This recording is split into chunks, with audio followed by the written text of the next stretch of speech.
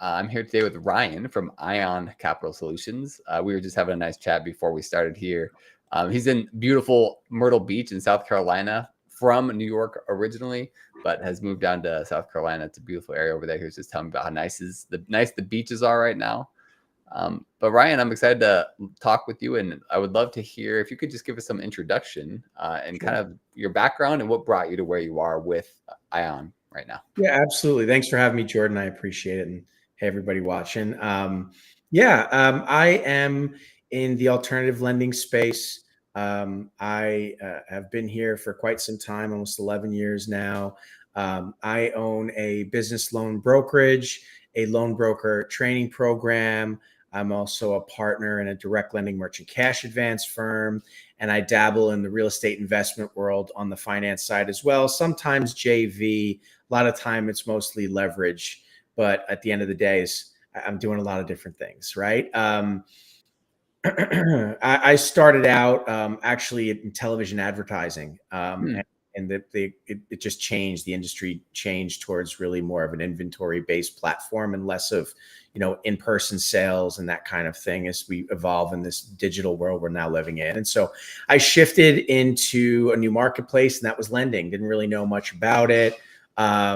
Invested more time into learning about it. I was interested, but I didn't want to be a low-level guy. So I took the low-level job to get into the ground floor and learn it from the ground up. But I worked hard and quickly worked my way up the ranks, not just from a guy in a cubicle pounding the phone, pushing, alternative funding products, but then moving towards team leader, even whip on the floor, managing the calling center, really understanding the dialogue on the calls, the documents we were collecting for various products based on what the applicant's qualifying for, understanding that process and the close there, which is getting the docs in, right, whatever else.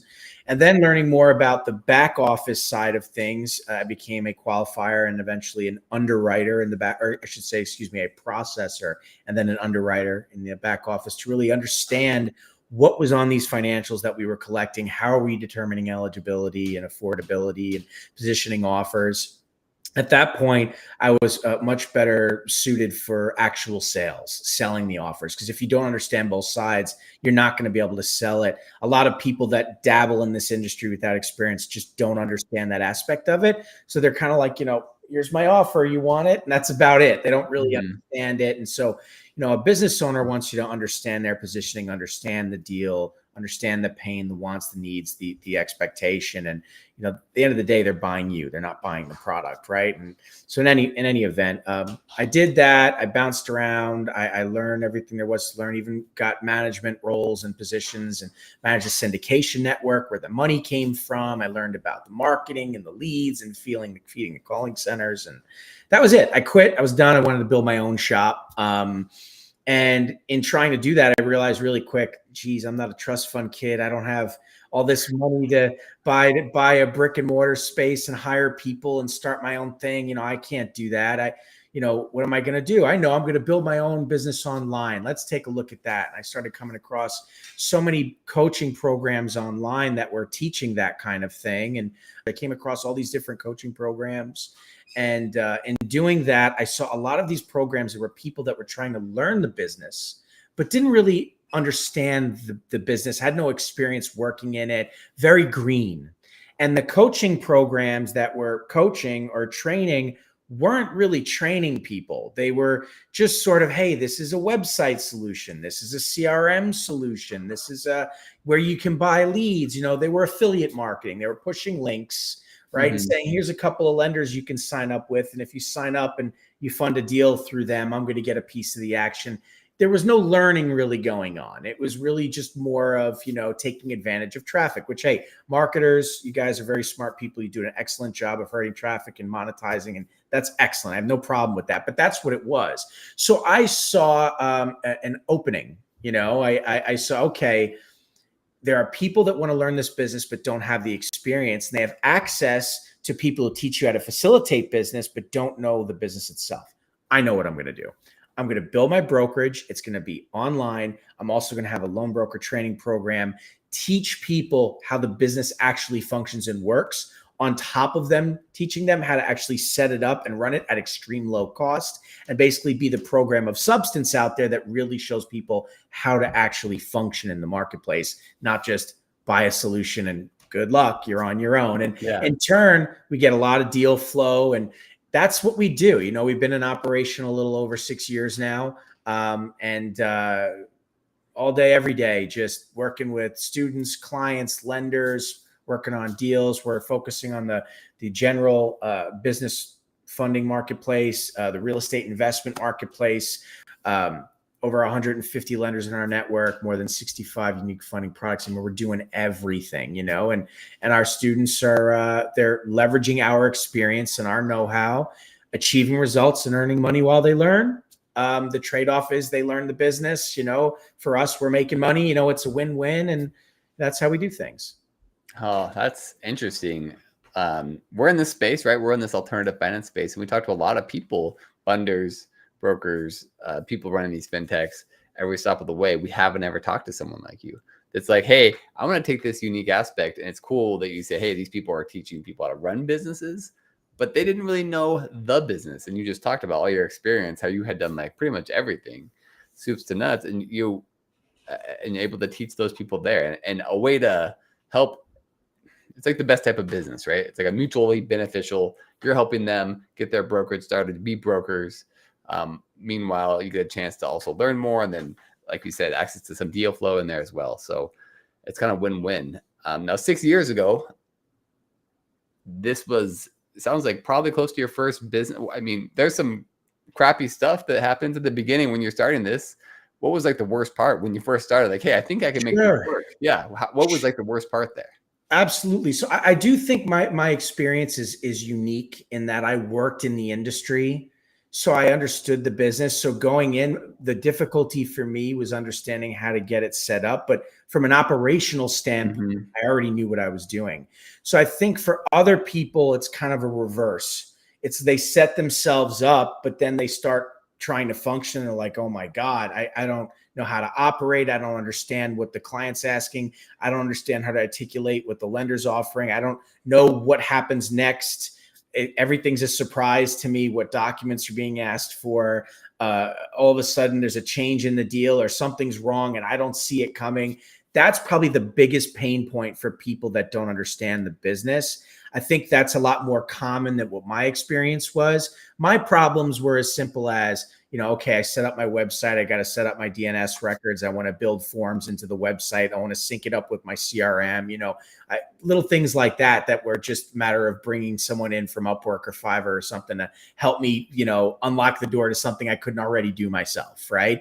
So it was different. It was different for me, but that's really the pain. I mean, one of the things that and this is, by the way, you know, I see your channel and your podcast, and I know you talk to lots of lenders, and I can confidently say, and if any of them are watching, they'll laugh when I say this, that the bane of any lender's existence is an ISO, an independent sales organization that's referring deals and has no clue what they're doing. Because think about it, from the lender's perspective, they are processing a file and spending money and time and people on that. And if you're just throwing crap at the wall and hoping that it sticks, you're literally burning their resources. It's a very frustrating thing. So lenders like me, because I'm actually taking people that are just kind of flying around blind in the marketplace and really showing them how to look at a deal, how to structure a deal, how to understand affordability, calculate affordability, assess risk, spot fraud, understand the role of assets in a secured loan, weighing debt versus actual revenue, you know, understanding wires and transfers. And people don't really look at this. They just get 3 months bank statements and application, fire it over to the lender, you know, and they think, oh, it's easy. You know, the lender's got a technology where they can just click a button, it'll examine and spit out an offer. Yeah, that costs money. And when you have hundreds of submissions a day, it adds up. It costs a lot of money, you know? So, you know, I would say that's probably the biggest pain point overall for everybody, you know, and especially for the borrower. The borrower is so frustrated. There's a lack of trust in this marketplace because there's so many brokers out there who don't know what they're doing, and they're sharing misinformation with borrowers, and they don't trust anyone because they're either getting bait and switched, or they're just getting led blindly, right? And so by the time they arrive at the end, they're frustrated and they have a bad taste in their mouth, and word spreads. So I try and teach people these things and help them get ahead of challenges and obstacles like this, and humble themselves and be willing to be honest about who they are and what their experience is, and leverage the experience of people who've just been through it. We're not rocket scientists over here. We've just done it so many times that we have experience. That's really all that separates anybody else from success, is repetition, consistency. That's what success is. And so our students are able to leverage that with us, get us on the phone, get us looking at the file, get us working with the lender. And it's a better experience for the client, better experience for the lender, better experience, obviously, for the student. Everybody makes money or borrows money. Everybody's happy, and you can't always make everybody happy. Not every time, not every deal is a win, but at least this way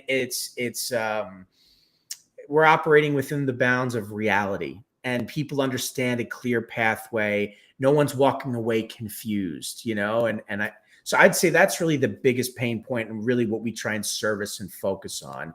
And it's made a name for ourselves. It's why inevitably most people who join coaching programs in the space online end up here. It's because they're looking for a place to really learn that stuff. So you talked a little bit about trust in the market, and it's largely from the merchant side, but there's also some within brokers. People are always worried about their deals getting sold or all that's happening.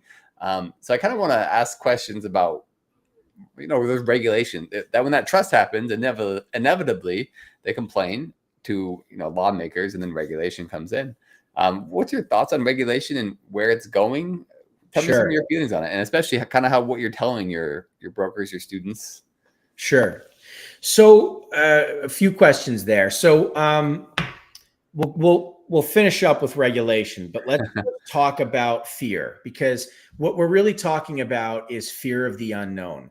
When a person enters into a business transaction, or application for that matter, leading into a possible transaction, if they don't understand how to protect themselves, that's where the fear really comes from. And so when there's a lack of regulation and unclear guidelines of how to operate and protect yourself in a private marketplace, it can be a scary thing. Now, for any experienced person who understands and has just simply been through the ringer, either through bad experiences or lucky enough to be, guided by other people with experience and have only had good experiences, you realize, okay, if I'm going to do business with another entity, the first thing I need to do is understand what's the actual entity. Are they active on the Secretary of State? Do a background search, look if there's possible past litigation or whatever to see what kind of reputation that company actually has, if I can even find anything about them, if they are in fact active. And then in the case of a dispute, understanding how to simply petition a court in the state that they're located at in order for them to appear in front of a judge. And that's how you do business. I think a lot of people that are new to business as business owners, or people that are new to brokering business loans, right, and are unsure of how to handle an objection like that, there's just this gray area, and there's fear, and then there's back and forth, and sometimes it gets nasty, and other times relationships just end. And so a lot of the time when you're dealing with a client, what you're really doing is you're contending with their worry, their fear. And so it's just a matter of disarming them and helping them understand that. If anyone ever said to me, how do I know I can trust you? How do I know I can work with you? I just take them through exactly what I took them through. And I explain exactly who I am and what I'm doing and how they can protect themselves during application, during the procedure with us. I ensure them that our servers are encrypted in the way that we receive their information, that we have a healthy reputation, and that ultimately I'm not the lender, at least not here at Ion Capital Solutions. I am part of a direct lending firm. But the point I'm making is, as the broker through my brokerage, I am not the lender. So all I'm doing is accepting your application, taking a look at initial bank statements to calculate affordability, assess risk, possibly spot fraud, whatever they don't want me to see. Buyers are buyers. Let's all be honest. Yeah. So if there's real estate involved, it's a different type of deal. I still want to see cash flow. I want to see assets. I want to see these things. But that's the package initially. From there, I'm introducing them to a lender after I've delivered a quote. If they like the quote, they're interested in moving forward, that's when the lender gets involved. Now, I'm protected because I have a contract and a partnership with the lender that I submitted the deal with a paper trail showing that I submitted the deal to them. So if the deal should fund and they don't pay me, well, not only are they never going to get a deal from me again, but I'm going to see them in court. So I'm protected. From the borrower's perspective, they have a signed piece of paper from me with my letterhead, so if their information gets leaked or whatever, I got big problems, right? Yeah. But I'm introducing them to the lender. And ultimately, the contract is between the lender and the borrower. That's really where the risk lies. So as brokers, we need to help the client understand that. It's between you and the lender, and you're going to have a very clear contract. Everything will be in writing. You're welcome to get your attorney involved to take a look at these things. There's, one thing at a time. But for now, do we even have a deal? Let's take a look at the docs, right? It's disarming them. The next step of it really comes down to what products are available to me, right? And that's where they get nervous. If you go to a bank, it's very clear. My credit score needs to be this. If it's unsecured, I can get some cards. Maybe I can get an SBA, or maybe I can get a bank term loan or whatever. You feel comfortable. You walked into a bank, right? Mm-hmm. When you're dealing with private money, you're like, who are these guys? What is this about? It's more expensive. That's really what they're worth. I don't want expensive money, and I don't know if I trust these people. So it's disarming them, and understanding that side of it. So now let's get into the regulation side of things, right? So it's a highly unregulated space. Now, don't get me wrong. As brokers, we are leveraging and stacking credit cards, personal business credit cards for business owners, startups as well. Bank term loans are possible, SBAs. We do this, but most clients don't qualify for that.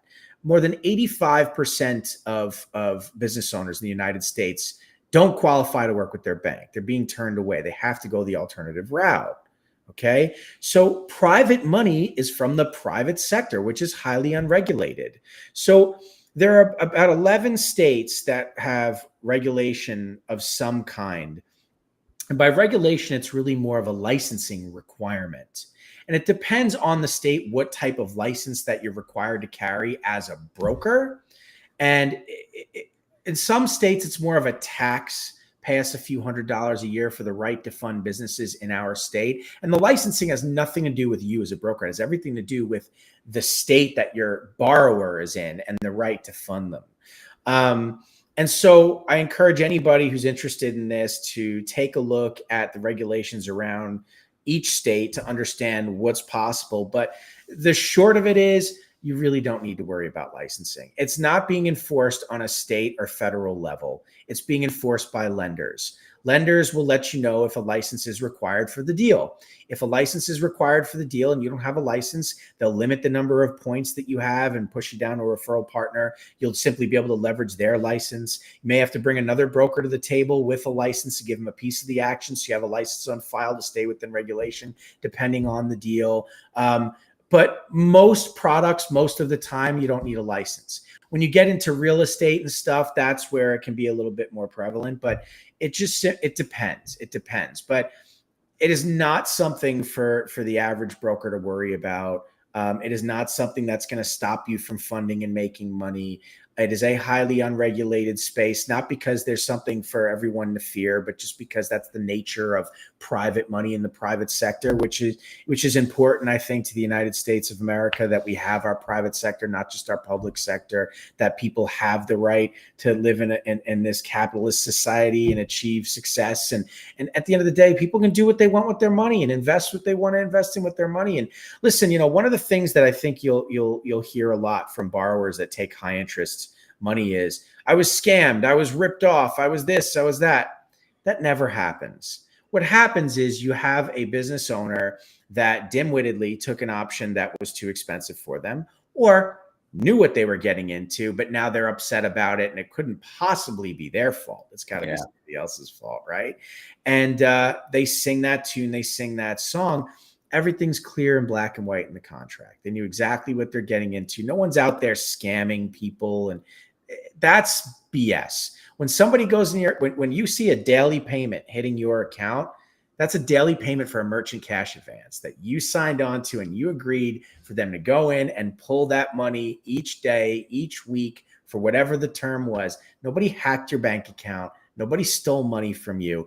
So that is a big sob story in the marketplace that is just BS. It's just not true, you know? So anyway, I don't want to, I've been running my mouth a little too long here, but I'm just trying to give you a clear answer. I think the question you asked, there's lots of contributing factors to a lack of trust in the marketplace and the consideration of regulation or lack thereof. And it's a gray area, but I don't think it's as bad as people also say it is.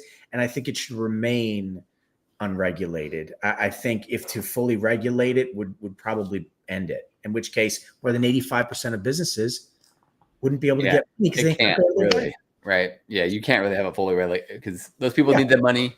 They can't get it somewhere else. So really you're going to hurt the businesses more than anything else. Exactly. The people that need the money, the people that are trying to protect, right? Yeah, for sure. That's a great answer. And finally, technology, it's impacting a lot of how businesses work. We work with a lot of fintechs, and I know a lot of a lot of the funders, the lenders you're working with, they probably classify themselves as fintechs. Tell me more about what you think technology, where it's going. How do you think it's impacting the business? Are you optimistic about it, or are you more pessimistic? Love technology. Technology is amazing. AI is absurd. The things that it's doing for business at large. I mean, all the tedious work that I had to do in the past, or I would even hire virtual assistants for. I just need AI. All I need is Gemini. All I need is ChatGPT. It's amazing what it can do. I'm already involved in AI phone agents, and that's, I can't really say too much there, but very good. Calling centers, watch out, here it comes. It's incredible. Automated email campaigns and sequencing, text messaging, automation tools. Go High Level is an excellent CRM platform for anybody who hasn't read about it, read about it. And integrations with ad campaigns and landing pages and funnels, and setting up automation with these tools to incorporate technology into a smart campaign with opt-ins. And, it's so powerful. And, speaking of regulation, when it comes to marketing, understanding that they're cracking down on cold texts and cold emails and cold phone calls. So understanding how to get people to opt in and operate within regulation. And it's very important so that your phone number doesn't get shut off. Yeah. You get sued, you don't get your entity shut down, or, you don't get your domain health goes to hell. I mean, these are important things that people don't really necessarily think about anymore. But in the world of technology, you have to think about them now, because technology itself is being regulated. And for a while there, it was kind of fast and loose because the world didn't know how to handle it. But now they're starting to realize we need to crack down on these platforms and, these tools and what you can and can't do. I mean, yeah, wild stuff. But I really enjoy it. I have a decent skill set, and I know much smarter people than me that are very good at it that I leverage when I need their help. So that's great. Well, Ryan, I really appreciate your time. This has been awesome. I love your take on all of this. You have a really good outlook on it, and clearly a good source for your students and people learning this industry. Thank you. I appreciate it. I appreciate the opportunity, the platform. Thank you. Yeah.